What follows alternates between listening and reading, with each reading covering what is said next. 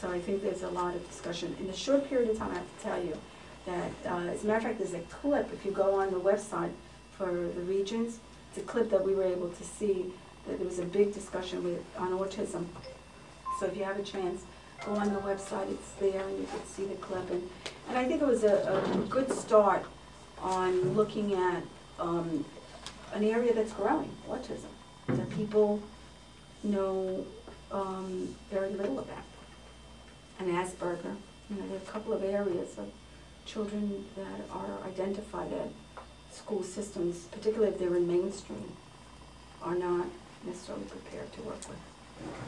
Sylvia, Randy? I had the pleasure of meeting you last week. I've been here for hours, but I'll let somebody else. Ray? No questions? Martha? No questions. No questions. Okay, I have one. Okay. Sure. Before I get to you. I'm very concerned about the fact that we are dumbing down education. I think that this is a very big concern, because if you look at how we compare to China or to other countries in this world, we're way behind, as we once were ahead. And I think that this is part of the Regents' responsibility to keep the curriculum and their ideals high. I have a great deal of faith. I've been working with children in the classroom and out of the classroom all of my life, and I have a great deal of faith in kids.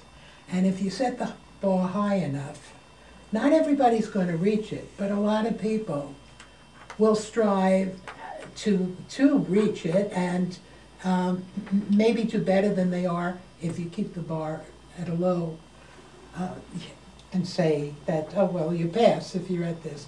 And I'm very concerned with our school system and our schools in general being dumbed down, for lack of a better word. Let me go back to the piece that I shared with you about 101. My very own child was part of the 101, meaning maritime program, and he went through 5, 6, 7, 8. 2003 hit. I was blessed because he was an 8th grader, so he graduated and I left. His graduating class was the second graduating class for maritime. And I have to tell you that I've kept in touch with several of the kids from that graduating class in 8th grade. And right off the bat, I met one of them at a mall.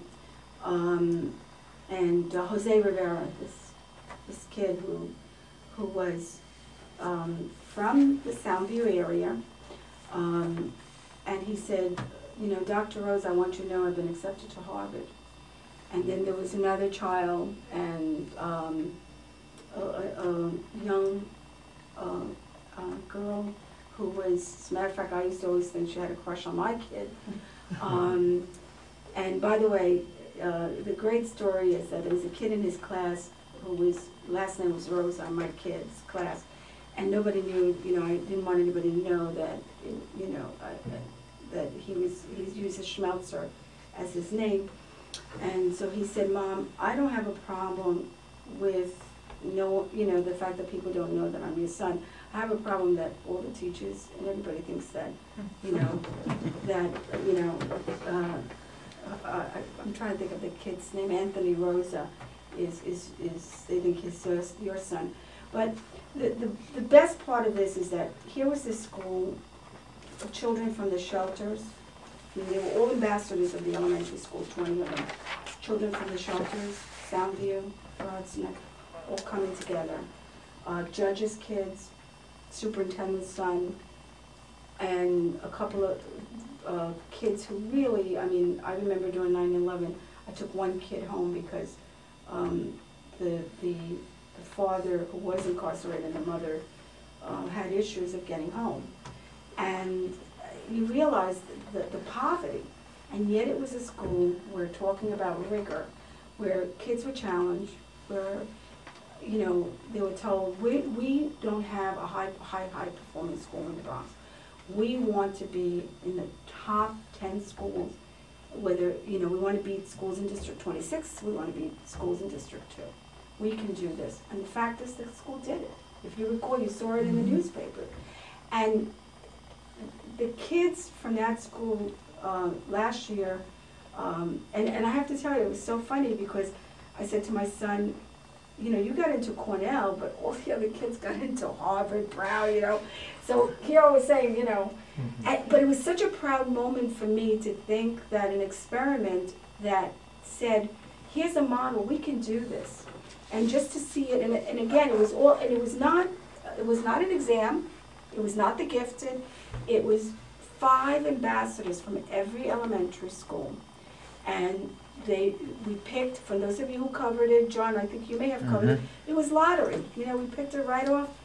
And the kids came together with the idea that, look, you represent your elementary school. You are the ambassador from your elementary school. You now have to produce. And these are the expectations. And there was art in that school. There was music. Kids had band. The only thing that they always complained about was that they didn't have the sports. Because, my son would say, we played kickball, And, but the truth of the matter is that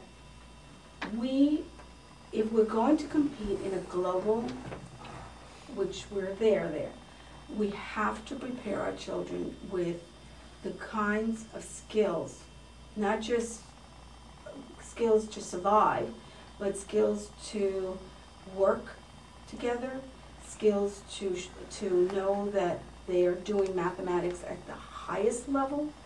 I mean, look at the engineer. I'm going next week to a meeting at IBM because we have such a shortage in math and science and engineers. And I've committed to go to that meeting because I'm saying I want to find out why are we moving away from professions that we know are so essential, and other countries are starving and are going after those careers, and yet we're saying, oh, it's too hard. We're kind of looking for the easy way out. And I think it's a combination. I think it's a combination of schools not, making sure. I mean, how long are we sitting with a Bronx Science, a Stuyvesant, and a Brooklyn Tech? Why only 3? I mean, I know when I applied to New Visions for my high school, I wanted a high school that could compete with those 3. I was denied my request. So why are we so satisfied that we can only keep 3? Why is it that we're not saying, we're not pushing for schools that are emphasizing the kind of math that every other country is emphasizing? And yet, we want to make it fun. We're all about, everything has to be cutesy and fun.